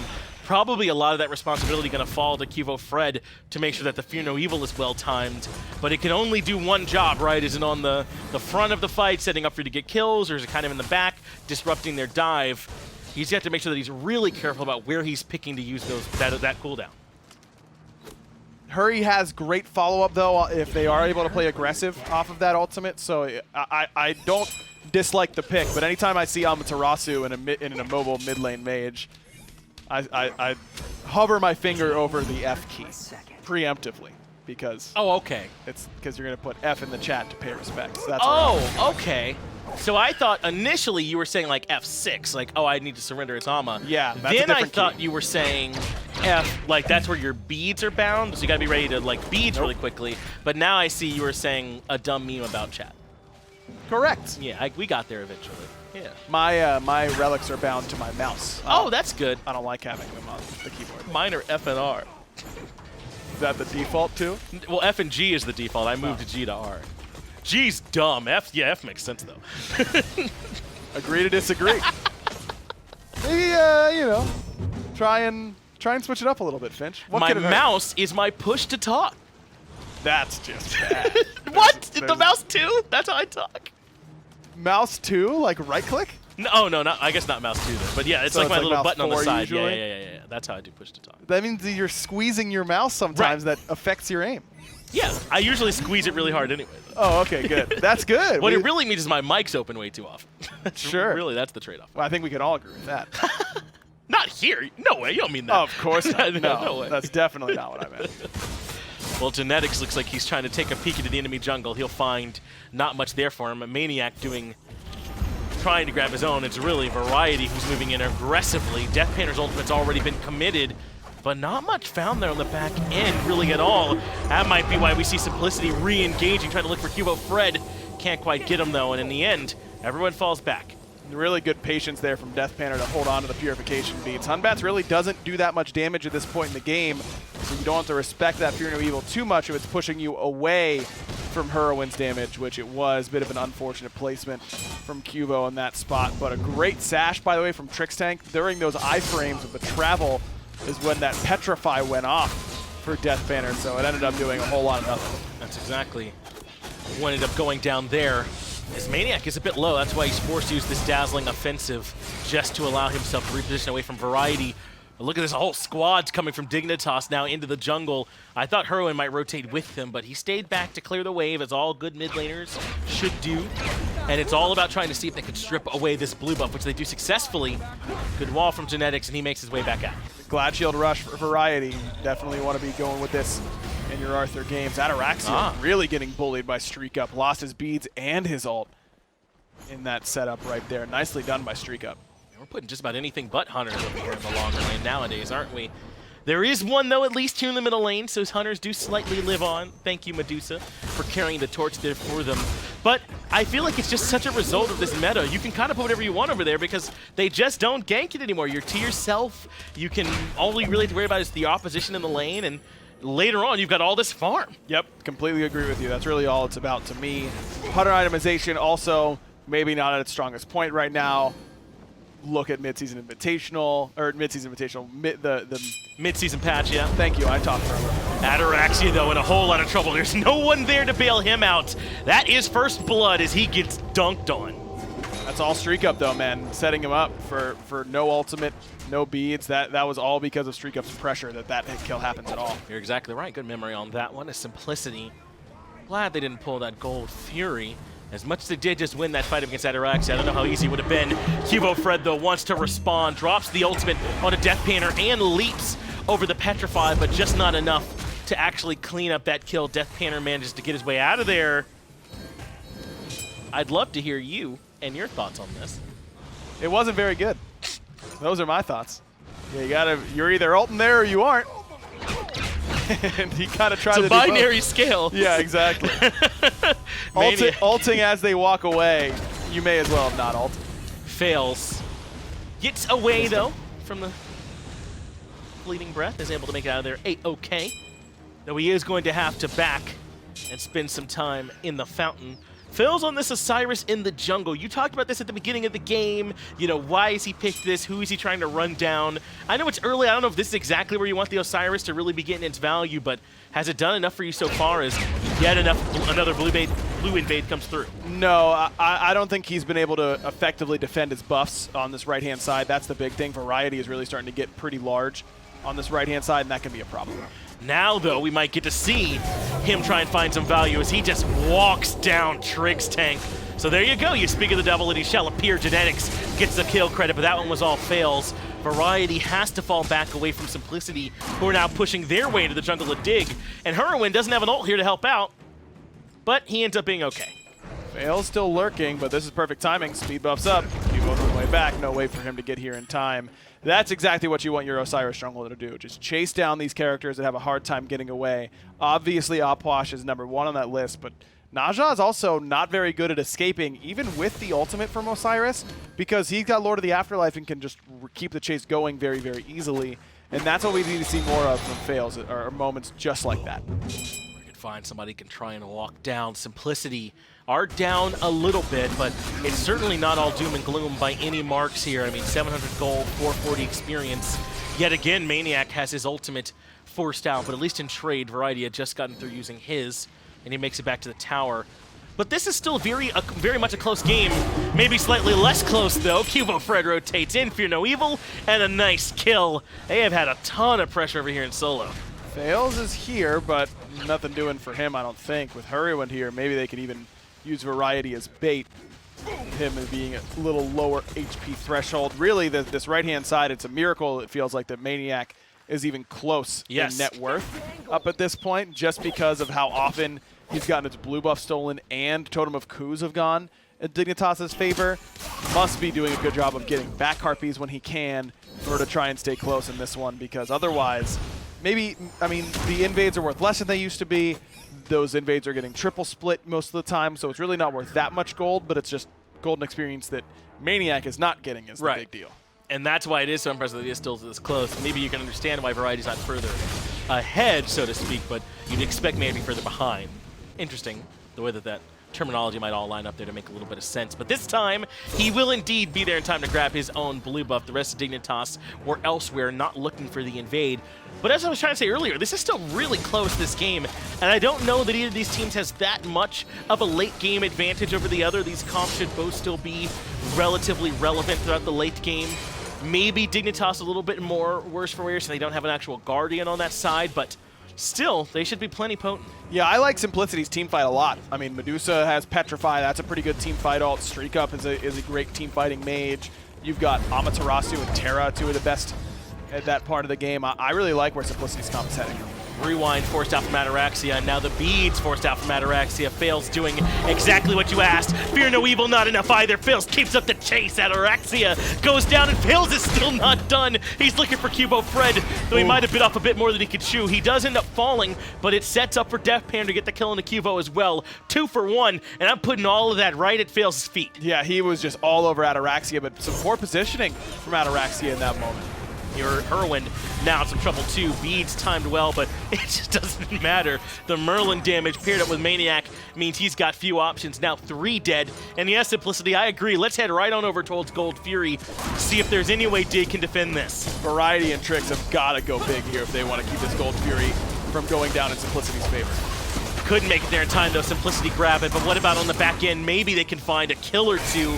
maniaKK gets quite low, but Deathpanter moves up front. That forces Trixtank and Variety back. Trixtank might have to go back to base. Where's the dash? Doesn't even need it. Able to get him with that second ability. Nicely done there by maniaKK and StreakUp. StreakUp really making his presence known to Dignitas here after that free laning phase. Able to bully out Ataraxia really consistently. In these team fights, he's just had so much space created by this Terra, Osiris, Amaterasu front line, whereas the front line really not there for Dignitas. Doesn't really help that Ataraxia kind of puts himself out of position there in the first place. And it has sort of hampered Dignitas in these last couple of engagements, but for what it's worth, Simplicity just playing their draft quite well. QvoFred has to use Fear No Evil defensively. Meanwhile, Variety's also low on the backside. He gets stunned. Faeles would love to grab a kill here, but Glad Shield still provides a ton of sustain, and Variety makes his way back out of there. I wonder if Qvo could have held on to that ultimate a little bit longer, bait Faeles underneath the tower, and then try and pull him in with that Fear No Evil and get the kill, because Qvo was still 40% health, and Osiris isn't the burst character. He's just the chop you down over a long period of time sort of character. And he's trying to really accentuate that even more with his own horrific emblem pickup. Shouldn't make it slows on slows. Shouldn't make it too hard for him to stick onto these targets now. And as you said about how there wasn't a sprint for Simplicity, there's not one for Dig either. So they don't really have that many tools available to try and get away from this, as Pyro is quite low. Genetic still has it held for now, and maniaKK is the front line. Pyromancer goes down. Dig don't have an answer. They're still close. That 1,000 gold lead that was Dig's way has kind of slowly crept now Simplicity's way or so, but this game is still absolutely close. Still feels like Simplicity has such a good team fighting composition that Dignitas is going to have to really make some plays in order to start pulling it back into their favor at this point. I think it's going to be really centered around Hurriwind and where his ultimates end up landing, how much damage they can do and how much damage they can kind of prevent by discouraging Simplicity from continuing a chase on him or Ataraxia or Trixtank or Qvo. That's going to be a key factor here. Yeah, I feel like a lot of it does come down to him and QvoFred as well. Those two have the big team fight changing ultimates, right? So a lot of pressure there for them. And then also, can Ataraxia survive longer than he's done, just to be frank? I mean, that's something you talked about in Game 1 that Chronos could do really well with Rewind, with the stop time. He has these tools that let him kind of reposition and buy some time and get off some damage. But so far, he's been a bit of a sitting duck in this game. He has been, but he's getting tankier. He's got a Pythags piece now and the helmet, so that'll help him out against this Osiris quite a bit. Gonna have to worry about StreakUp, I think, for Dignitas, though, and how they can get on top of him easily. He's been able to sit so far back in these team fights, and his net worth is through the roof right now. QvoFred is probably the #1 guy who's trying to kill him. He's got a 1,200 gold deficit when trying to kill him. And that's just the nature of the beast right now and the meta of where these duo laners are going. But it's tough. Doesn't make it any easier to try and kill them, even though you know it's coming. Yeah, and even if he was on even footing, I mean, good luck getting past genetics on Terra. Faeles on Osiris, maniaKK on Amaterasu. Oh, and Deathpanter's doing plenty of good damage as well. I mean, like you said, it's just such a good team fighting composition for Simplicity, and it does kind of limit the options for Dig about how they get back there to StreakUp. They're going to have to find some kind of way to cut these fights in half, it feels like, so they don't have to deal with all of Simplicity at once. Have Hurriwind dissect it, have Qvo dissect it, and then maybe they can pick away at this composition from Simplicity. Dangerously close to the meme territory here for Ataraxia. 665 damage. Oh no. In so far. I don't think there's any way he does 2 damage, so we're good. Well, this is technically worse, right? Even though he hasn't quite hit the memes. So. I guess, but that was on Odin Jungle. This is on Chronos ADC. It's a little better, I would say. Yes, it is slightly better. he has a lot more opportunity to do a lot of damage ahead of him than at that point Weekend did. Yes, so I'm right there with you. But some shout-outs to my man. No one could have made better use of that than him, though. I'll give Weekend some shout-out. 100%. In terms of his personal life. That 6 and 7 might have been one of the better things that could have happened. Shouts to Kurt Schray for sure. Oh, yeah. Love me some Big Kurt. Weekend fans over here for sure. Right now, though, Dignitas appear to be happy to slow play this for the most part. Simplicity had turned on the gas these last few times, starting up the fight at Gold Fury, starting up the fight at the Pyromancer, and Dig seemed content to just kind of trying to answer back to it. Maybe they feel a little bit more confident into this team fighting comp from Simplicity than you do. Maybe. I mean, you can't just, against a team fighting comp, the worst thing you can do is just give them a lot of free gold, because on even footing, they're slightly favored. On an advantage, they are heavily favored. So you have to take your slightly favored fights, or I guess from your end, if you're Dignitas, it's slightly disadvantaged fights in these sorts of slots, because you don't want to give Simplicity free leads. Oni Fury has respawned, and action was last on Simplicity, to use a poker term, as I've been watching way too much of it lately. So will they be the aggressors yet again? And it looks like they have all 5 members here on this side of the map, and Trixtank, Hurriwind, the only ones this close. Frenzy has been popped, so they'll make quick work here of the Oni Fury. Hurriwind drops his ultimate, but that does not stop the objective from going down. In fact, it barely keeps him alive. Can't say the same, though, for maniaKK. QvoFred gobbles him up. Yeah, maniaKK got us just on a different page there than the rest of Simplicity. They wanted to burn the Gold Fury and get out of dodge, whereas maniaKK was like, hey, Trix is half health in level 12, let's try and kill him. But that ends up opening the door nicely now for Dignitas to get something on the back end. They'll grab the Tier 1 tower. Where will they go from here? Tier 2 likely not going to be on the menu. Simplicity have enough here to defend that. Pyromancer not far from respawning. Perhaps they'll head there. Though, if you take a look at QvoFred, he's pushing up the mini wave over on right towards the Tier 2. He certainly isn't thinking about grabbing that, so maybe just buying some space. This Oni Fury wave is going to be coming down that left-hand side, though, and that's going to be a problem. That Tier 1's already a bit weak on that side of the map. I believe the wave that's down heading towards the tower right now by purple buff is the Oni Fury wave. So that's going to be a problem potentially. Yeah, it is. And with another wave coming, that will end up taking that tower unless someone rotates in, and Simplicity know it, so they go to fire. That's the kind of game sense that Simplicity have shown all phase long in the SML, and it's working even up against top-tier Dignitas team as well. Fire Giant, though, dropped. They want the fight instead. Faeles forces Variety back. Ataraxia was looking to loop around the back end, take some damage for his trouble. He'll have to wait before he looks for that again. Didn't have to use the rewind, though, so that's a slight win. Trixtank's ultimate is coming back up, so not all bad for Dignitas. They do have to be worried about that Tier 2 on left, Finch. I think that compounded wave may be able to get the job done. There's a chance it'll threaten it, but Dignitas are the ones that are threatening the Pyromancer and forcing Simplicity back in. Dig grab the objective. It fails. Looks to walk down Quvo one more time.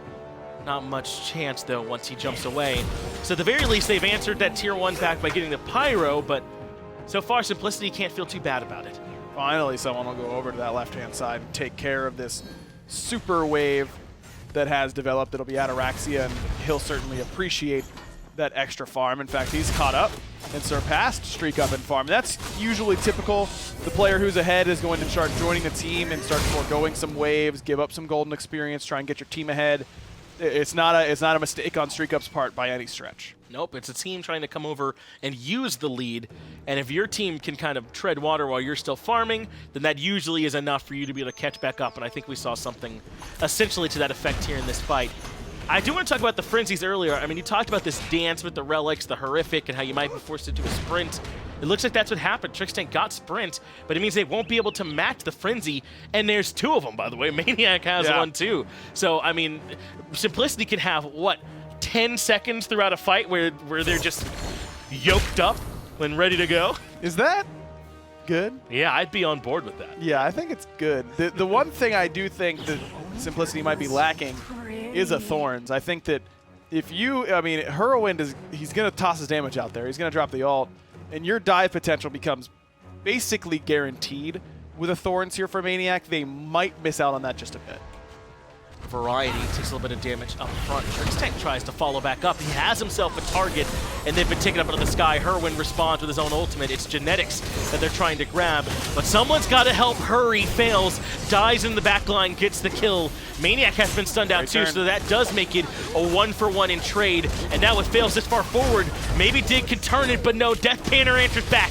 2 for 2. Trixtank down, but Faeles in trouble. Variety is winning this Warrior 1v1 with ease, and now Ataraxia and Qvo are still standing as well. That is exactly how mid lane play goes at this level. Hurriwind is dead there, no matter what he does, but he's able to buy time, use his relics, get his ultimate off, keep everyone else at bay, and force Simplicity to overstay in order to kill him, and it allows his team to get some trades. Let's grab this tier 2 tower as well, says the Dignitas boys. Ataraxia surviving there is critical. That means they still have plenty of ways to threaten structures, objectives through all of his DPS. Finally, Dignitas win a fight.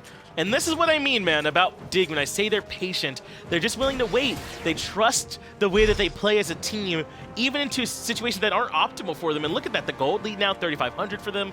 Experience less relevant at 23 minutes, but that just kind of shows how the game is now trending in Dig's favor. And Dig in this sort of spot last game just went right to fire and said, let's do it. You know, let's see how this goes.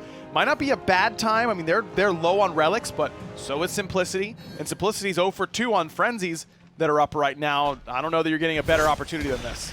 They've got it pulled. Simplicity have a difficult task to answer this. Deathpanter is the furthest one away, but they drop it. They just won maniaKK. Beautiful. He gets forced in early and removed. Ataraxia gets the rewind off, so he'll be healthy. Not the best ultimate there from Hurriwind, but it's actually still ticking on a Genetics, so they get some good value for it, though he does get his life traded. But if it costs Deathpanter, then I think Dig might be okay. Yeah, absolutely. Hurry already got all his damage off. Who cares? Qvo's getting pretty low. He's got to jump away from that Dragon Fire, but Variety has no such concern. He's good to keep on brawling. StreakUp ends up falling, sets up a double for Variety, and with Ataraxia as healthy as you like, maybe they can come right back to the FG, but Faeles is lurking on the back end. Good ward. They'll know that he's back there now. Even though they're starting to sub FG, it's with the information that they know where Faeles is. Qvo can pincer him in, and Faeles, all he can do is just try and get in some damage. About to have an Osiris sandwich right here. Nice horrific emblem from him to try and slow everybody down. Ataraxia takes a lot of damage from the objective itself, but not as much as Faeles takes from the entirety of Dig. Well, maybe Genetics can be the one that picks up the mantle and defends. He blinks right in. Ataraxia is quite low. So is Trixtank. Genetics might have a chance to cause some problems as Ataraxia can no longer leave, but they're able to take down the objective, and everyone survives. FG on all 5. Gotta have some respect for the self-frenzy there for Genetics. Just all by himself, frenzies himself only to try and get the kill on Ataraxia. But it would have been well worth it if he gets the kill. Respect the effort, but just a little bit short on the damage numbers there. Like you said, I mean, it's so worth it for Ataraxia to end up getting that kill, or excuse me, Hurriwind to end up getting killed by Deathpanter there. Neither one of them had relics, so Deathpanter thinks, okay, we can kind of get this rolling. But Hurry had already used every ability and the ult. He's useless for the next 12 seconds anyways, whereas Deathpanter's an ADC. The rest of Dignitas is winning the fight as is. Deathpanter kind of gets baited into sacrificing himself for someone that has been just been killed a million times anyways in the mid lane. Hurriwind, a veteran mid laner. What's another death? Exactly. He's certainly comfortable with his position here on the squad. And coming into this season, he was one of those mid laners I had some questions about. It was him and PandaCat for me on really good teams, I thought, but how well would they be able to mesh with them? And those two teams, by the way, were top coming into this. So clearly those two mid laners absolutely rose up to the challenge, and that's part of why those teams have been so strong. Now Dignitas grabbing these towers remaining over in duo, and maybe even a chance to push here in the long lane. Yeah, I think Hurriwind's done a great job of fitting in with this Dignitas roster. This game is a little bit more classic EU style, where it's like, hey, good luck, mid laner, we're going to do what we're going to do. But Hurriwind's adapting to it and playing the off-wash and just playing this I'm going to get my damage off and die sort of style, which kind of is necessary in a lot of these styles of compositions. But in the games where they need him to be the primary focus and the carry and the one that's stepping up, he's been able to fill those shoes as well.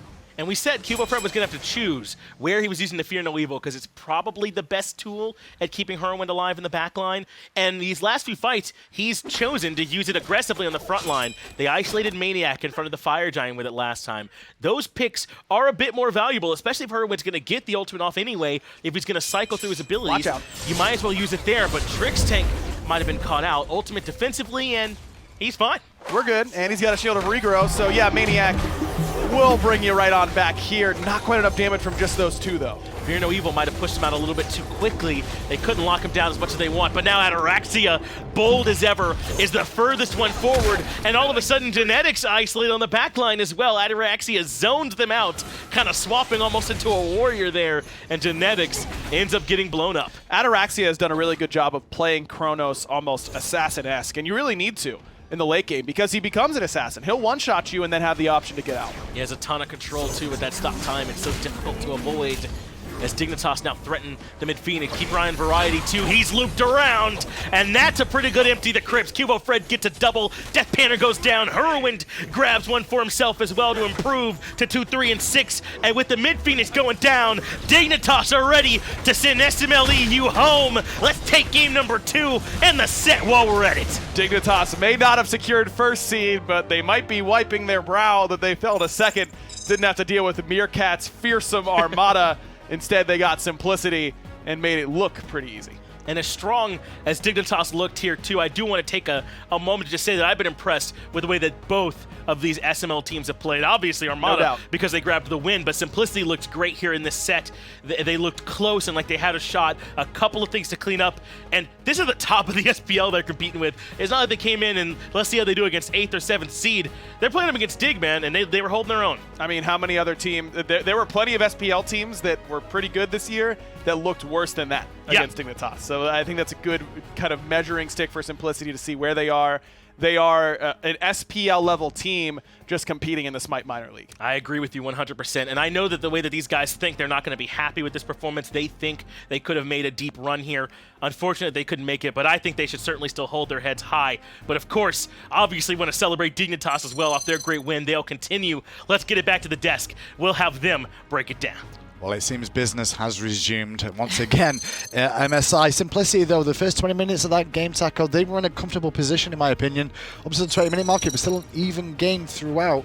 The early game of the Osiris seemed to work out, but then as the game, the next 7 minutes, I should say, is where Dig just turned it up. Once Dignitas caught up with a little bit of necessary golden experience, it just felt like the Osiris jungle impact was less and less for every single team fight that took place. Genetics as well, I think, was really struggling to try and keep all of his team corralled for that frenzy, and that was mostly credited to Dignitas doing an excellent job at splitting them apart. That, for me, came largely because of Trixtank and Variety. Yeah, I gotta give credit. For me, Variety had a very good game there overall. Dominated the laning phase, didn't really have any issues, caused problems on the backside too on that King Arthur. It's one of the reasons why, you know, King Arthur has been valued so much. 22,000 player damage as well, way ahead of anybody else in that game. There's just certain solo laners where they get a type of god, and King Arthur definitely being one of them. It just feels like the god only works for them. And there's a little back of some of the plays from that game too. I mean, this, like I said, 20 minutes in, and this, you can see the goal difference between the two is relatively even, but the fights got a little bit spread out as time went on, and that just seemed to play into Dignitas' favor, who were playing more as a unit around this stage of the game. Also, Variety's control, that was the big catch-up factor for Dignitas. A lot of times, they'd been struggling some of those earlier engagements because Simplicity had the leisure of picking when they wanted to fight throughout the laning phases prior to Variety having the freedom to actually rotate in and look for better control on his backline. It's funny because when you look at the composition that Dignitas drafted too, you kind of always sat there and went, well, they've got Chronos for later on in the game, and then when Ataraxia did turn up to these fights, it did end up making an impact because they were having issues trying to burst down the Chronos in time, even though they did pick him off early. They picked him off early, but you've got to keep him smothered throughout the entire match, and Osiris, Medusa, they can kind of struggle with that. Simplicity did, I think, an awesome job finding the rebuttal initially, but it's tough to maintain that level of pressure against teams like Dignitas, who know how to play objective so well. Well, let's have a look at the bracket and see how it looks now. One semi-final place still available, and that's between the Knights and the Renegades, which will be the next game after the interview concludes here. Dignitas, though, advanced to the semi-final to face off against one of those. I think the lower half of this bracket might be a little bit trickier than the upper half here, because I'd be surprised. Do you think Armada's going to make finals tomorrow? if Armada make finals tomorrow, they have to win the LAN. They have to, right? They have to. They're the rules. It's the Cinderella story. You're not allowed to take away from that. But to be fair, if you're going to get to the finals, first of all, you're going to have to potentially face off against Dignitas. And Dignitas is standing by right now for an interview to talk about how they defeated Simplicity. I've got Ataraxia and Trixtank here for Dignitas, Hunter and support. Though I guess you all don't lane together anymore nowadays, the way the meta is. So good that we have you guys here regrouped.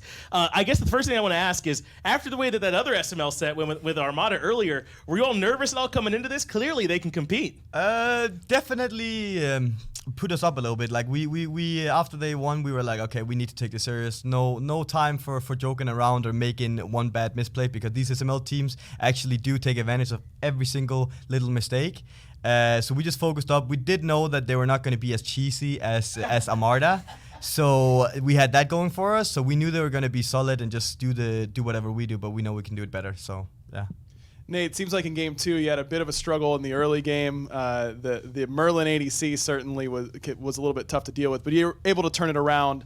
Is that kind of just the, I've been here, done that sort of feeling that you had? Yeah, that's kind of my my trademark, honestly. Anyone who's teamed with me knows that I don't really care about bad matchups. I'll pick whatever's best for the team and the team fight at the end game. So, people can make the jokes about being passive and whatnot, but I'll say, like, Merlin's a good matchup into Chronos because he 3s to 3 every time, and there's no way you really win it. So you just chill out, you wait there, you make your good rotations, and you do what you need to do. Well, Trix, you and Qvo have been together for so long playing, and it always feels like somehow you two get undervalued for some reason, but you keep time after time putting up stronger performance. I guess, what does it mean for you two to be working together, and how well you all clearly look, and where you think you should be valued at? Right. I definitely think me and Fred has always been in the top, and I don't think we've been valued less. Maybe we've been seen as small chokers because we haven't made it on the big stage yet. But it's been great playing with a real friend, and it definitely helps me wanting to improve, because I'm not only playing for myself, I'm playing for Fred as well, because I want him to achieve. So it's definitely a motivation boost, and it's fun. Nate, Malice game 1. I got to ask you about it. No one builds it all year. You, first game in MSI, you're like, yeah, give me that third item. Why? They buffed it. It's just good. Even ignore the passive. It's just good stats. It's 25% crit and 40 power for 2,600 gold. It's just better than Rage now. That's just a fact. And people are slow. People are like, oh, you can't build Malice because Malice is a bit of a meme item. But they're gonna catch on to the big brain, and they'll be following suit before you know it. All right, well, congratulations to the Dignitas boys on this win. I'm sure you all want to make sure you're ready to watch this next match. That will be your next opponent. So congratulations, and we'll see you all in the next round. Thanks.